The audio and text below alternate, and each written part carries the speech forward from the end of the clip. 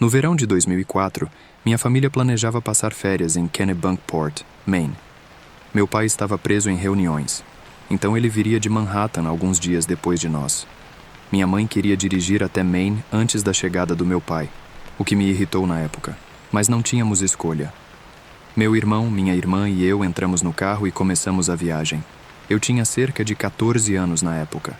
A viagem foi tranquila, mas houve vários atrasos e acabamos chegando muito mais tarde do que o planejado.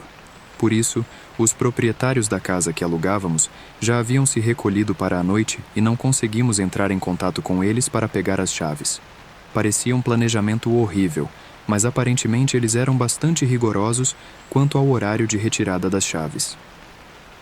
Minha mãe decidiu que queria lagosta, então fomos a um dos nossos lugares favoritos. Ela ligou para meu pai para ver se ele poderia nos fazer reservas em um hotel em Kennebunkport de Nova York enquanto comíamos. Estávamos aproveitando a lagosta quando um homem se aproximou e começou a conversar com minha mãe. Pensei que fosse apenas um local amigável fazendo conversa. Durante isso, meu pai ligou para minha mãe, que se desculpou para falar com ele. Aparentemente, todos os hotéis estavam reservados para a noite, o que era de se esperar no auge da temporada de férias em Kennebunkport. O plano era dirigirmos até a cidade mais próxima e encontrar um lugar para ficar até conseguirmos pegar as chaves da nossa casa de férias. Aparentemente, o local estava ouvindo a conversa da minha mãe e se aproximou novamente quando ela desligou o telefone. Quero dizer que não havia nada aparentemente estranho nele. Ele parecia um homem bem arrumado, de aparência limpa e despretensiosa, e se encaixava no perfil dos frequentadores do lugar. Ele disse à minha mãe que tinha uma casa grande com uma casa de hóspedes grande e que estaríamos mais do que bem-vindos para ficar lá, e que sua esposa não se importaria. Imediatamente, minha reação foi de jeito nenhum. Mas minha mãe, fazendo sua devida diligência e determinando que esse cara era legítimo, disse que ele trabalhava com finanças. E minha mãe, sendo uma banqueira de investimentos, conversou o suficiente com ele para determinar que ele não estava completamente inventando. Liguei para meu pai, bastante histérica, mas ele disse que eu estava exagerando, que eu precisava sair mais da cidade e aceitar que às vezes as pessoas são apenas legais. Então, meu irmão, minha irmã e eu entramos no nosso carro e o seguimos até sua casa.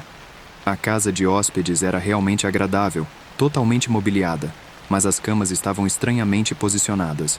Em vez de estarem localizadas no meio ou centralizadas, como eu imagino um layout de quarto simétrico, estavam bem embaixo da janela em cada quarto, o que me pareceu fora do lugar.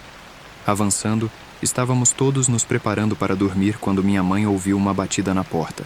E era o homem, que disse que só queria verificar se tínhamos nos acomodado bem. Cerca de 30 minutos depois, ele voltou para verificar novamente.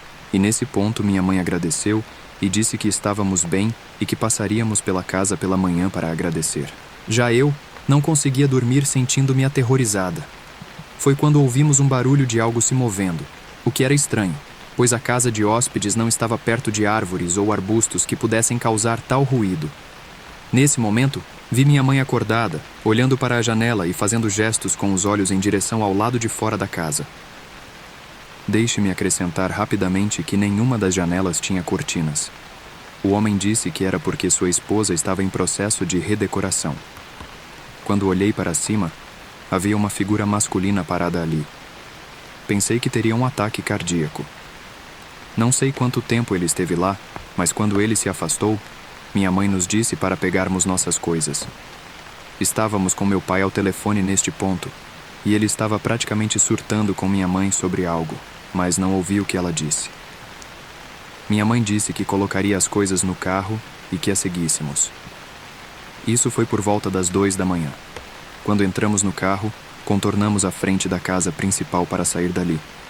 No entanto, quando chegamos à frente, todas as luzes estavam apagadas. Parecia que ninguém estava em casa, e os 2 carros haviam sumido. Após ver isso, minha mãe, bastante inquieta, disse que íamos embora e dirigimos até o portão. O portão no final da entrada estava trancado com cadeado. Não era um portão muito forte, então meu pai disse para acelerarmos, e como estávamos em um SUV grande, simplesmente passamos direto por ele. Dirigimos de volta direto para Nova York sem falar o tempo todo. Nunca mais voltamos ao Maine, e meus pais se recusam a falar sobre isso. Perguntei a um membro da família sobre isso uma noite quando ele estava bêbado, e tudo o que ele disse foi que não contaram que os verdadeiros donos daquela casa estavam de férias. Suponho que minha mãe ou meu pai entraram em contato com as autoridades locais e descobriram isso, mas nunca nos contaram. Não sei quem era aquele homem ou o que estava planejado para aquela noite. Fiquei curioso se havia algum serial killer ou assassino conhecido naquela área na época. Eu estava morando em Asheville, Carolina do Norte na época. Eu frequentava uma cafeteria local o tempo todo. O dia em que conheci esse cara foi como qualquer outro. Entrei na cafeteria, pedi meu café e sentei para ler o jornal local quando um homem mais velho se aproximou de mim e perguntou se podia se sentar. Eu tinha ido lá para conhecer pessoas novas e geralmente me interessava pelos caras mais jovens, mas pensei, por que não? E disse que sim. Ele se sentou e começou a me fazer perguntas, como onde eu trabalhava, onde morava, se eu tinha parentes, etc. Claro, durante nossa conversa, eu também fiz perguntas a ele e descobri que ele era um vendedor ambulante que viajava pela I-40, de Ohio a Asheville. A última pergunta que ele me fez foi sobre minha idade. Quando contei, ele mal pôde acreditar. Eu parecia muito mais jovem do que realmente era. Na época, eu tinha 29 anos, mas acho que parecia uma adolescente. Parte do meu kit era mostrar às pessoas minha identidade, e mostrei a ele também. Assim que viu, ele agradeceu pela conversa, levantou-se e foi embora. Não pensei muito nisso até pegar outra xícara de café. O cara atrás do balcão me perguntou se o homem mais velho estava me incomodando, e eu disse que não era nada que eu não pudesse lidar. Agradeci pela preocupação dele. Na noite seguinte, fui a uma casa de striptease com meu namorado de idas e vindas que havia acabado de abrir em uma cidade vizinha. Meu namorado me perguntou se eu queria fazer striptease, porque alguém havia oferecido ao gerente $500 para eu fazer isso. Eu não queria realmente, mas estava bastante interessada em descobrir quem era que pagaria tanto para me ver fazer striptease. Coincidência ou não, era o mesmo cara da cafeteria. Fiquei extremamente assustada. Ele se aproximou de mim mais tarde naquela noite e começou a falar sobre quantas pessoas ele havia matado no Vietnã, especialmente mulheres jovens e crianças. Fiquei realmente assustada naquele momento e me afastei dele, encontrando outro grupo de amigos com quem ficar e me certifiquei de nunca ficar sozinha. Ele não tentou nada comigo, apenas foi embora. Eu estava meio em pânico por dentro, mas realmente não fiz nada a respeito. Apenas fui trabalhar no dia seguinte como de costume, e uma das garotas com quem trabalhava se aproximou e perguntou se eu tinha ouvido falar daquela garota que havia sido esfaqueada no pescoço por trás quando saía de um dos bares. Ela continuou dizendo que o pai dela era policial e que estavam procurando por um serial killer que estava matando jovens garotas de Ohio a Asheville, pela I-40. Eles não tinham certeza, mas achavam que ele era um homem mais velho que provavelmente era um vendedor ambulante. Os policiais pensavam que ele tinha uma preferência por mulheres com minhas características e que tivessem 18 anos ou menos. Entrei em pânico e contei a ela sobre o cara. Ela ligou para o pai dela, mas não sei se eles não acreditaram em mim ou o quê, mas não me interrogaram. Realmente acho que a única coisa que me salvou foi o fato de eu ser muito mais velha do que aparentava.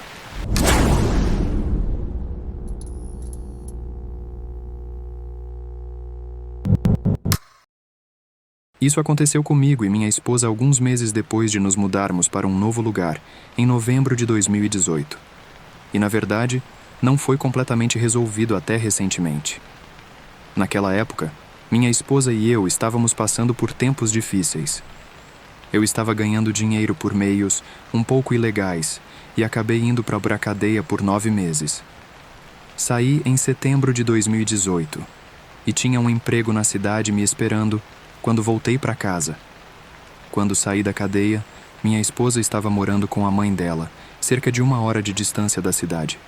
Mas sabíamos que precisávamos encontrar um lugar para morar perto de nossos empregos no centro da cidade, já que estávamos começando tudo de novo. Depois das despesas legais, advogados, multas e outras dívidas, sabíamos que só poderíamos pagar algo super barato que nos permitisse pagar semana a semana. em vez de ter que pagar depósitos de segurança e aluguel mensal antecipadamente. Encontramos uma pensão na nossa cidade e fomos ver. Havia 4 quartos na casa, com uma cozinha e banheiro compartilhados por todos. Mudamos para um dos quartos. Nossos vizinhos no primeiro andar eram uma senhora de 30 anos e sua mãe, e no andar de cima havia um rapaz que se mudou na mesma semana que nós, e por último, um casal jovem que morava no quarto ao lado do outro rapaz. Nos 3 meses que moramos lá, as únicas pessoas com quem conversamos foram o casal jovem do andar de cima. Eles pareciam semelhantes a nós em idade e interesses, e geralmente conversávamos com eles casualmente, ou talvez na varanda da frente, quando todos estávamos lá fora fumando. Eles eram simpáticos o suficiente, e também fumavam maconha, assim como eu e minha esposa, e fumávamos juntos na varanda algumas vezes. Tudo estava bem até que o mês de novembro chegou e as coisas começaram a desandar com esse casal, que chamaremos de Jim e Sierra. Começou com pequenas coisas, como ouvir eles discutindo ou um deles pedindo dinheiro emprestado ou cigarros constantemente.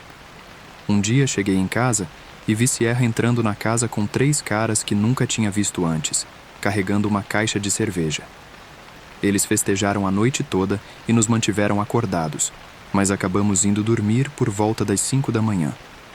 Alguns dias depois, fomos acordados em um domingo, único dia de folga meu e da minha esposa, com Jim gritando com Sierra e jogando as coisas dela no quintal da frente.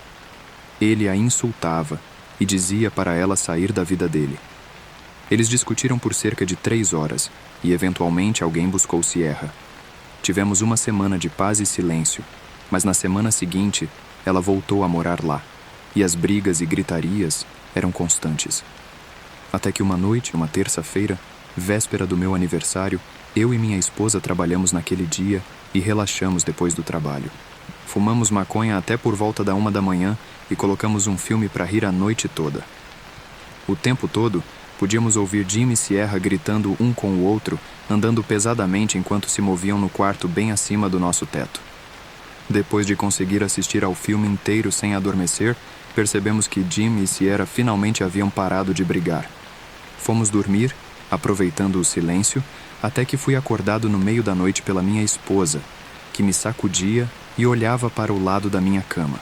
Eu estava tão cansado e fora de mim que pensei que talvez ela tivesse visto um inseto grande e queria que eu o matasse.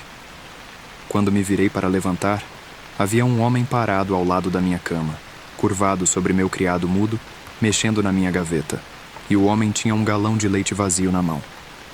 Depois de rolar e nossos olhos se encontrarem, ele se levantou da posição curvada e ficou apenas me encarando. Chutei meus pés para fora da cama e me sentei enquanto ele começou a recuar lentamente, um passo de cada vez. Nesse momento, finalmente percebi que era Jim em nosso quarto, mexendo nas minhas coisas, segurando um galão de leite vazio. Como eu disse, ainda estava meio fora de mim e apenas disse calmamente a ele: "E aí, Jim, por que diabos você está no nosso quarto, cara?" Depois de alguns segundos, Jim pergunta se pode pegar nosso carro emprestado ou se um de nós pode levá-lo rapidamente até o posto de gasolina e voltar. Graças à minha esposa, que estava finalmente totalmente acordada, ao contrário de mim, que disse: "Você invadiu nosso quarto para pedir nosso carro emprestado? Não, você não pode pegar nosso carro depois de invadir nosso quarto às 4 da manhã. Agora sai daqui, seu esquisito." Surpreendentemente, Jim sai, mas não apenas sai.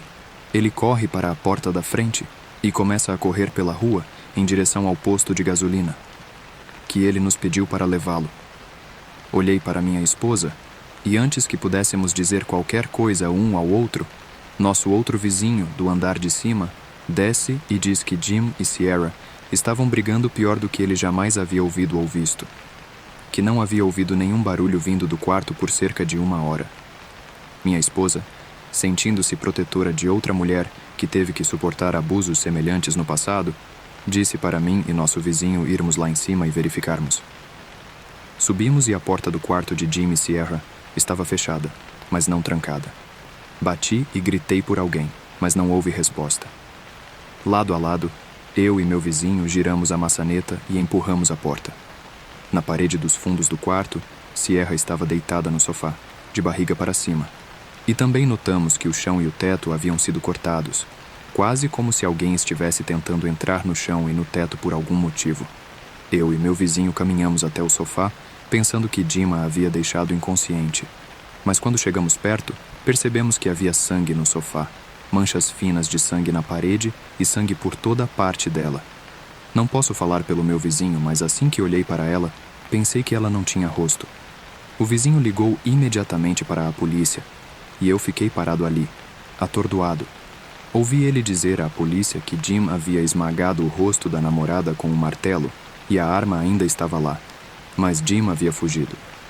A polícia nos disse para sair do quarto e esperar lá fora, se nos sentíssemos seguros fazendo isso. A polícia veio e emitiu um APB para Jim. Eles o encontraram cerca de 1 hora depois, correndo pela rua. Depois de conversar com a polícia, disseram que parecia que Jim estava tentando encontrar a linha de gás da casa e provavelmente queria que eu o levasse ao posto de gasolina para pegar combustível para ajudá-lo a incendiar a casa com Sierra dentro. Depois que todos os policiais foram embora e tudo se acalmou, minha esposa e eu nos olhamos, como quem diz, o que diabos? Tivemos que ligar para o trabalho no dia seguinte porque havia 2 vans de notícias na frente durante toda a manhã. E toda vez que saíamos para fumar ou qualquer coisa, eles nos importunavam por uma entrevista. Acabou sendo uma pequena notícia, com um parágrafo curto no jornal e um segmento de 1 minuto no canal de notícias local. Mas sim, foi assim que fiquei cara a cara com um assassino, logo depois que ele matou sua namorada na mesma casa em que eu estava.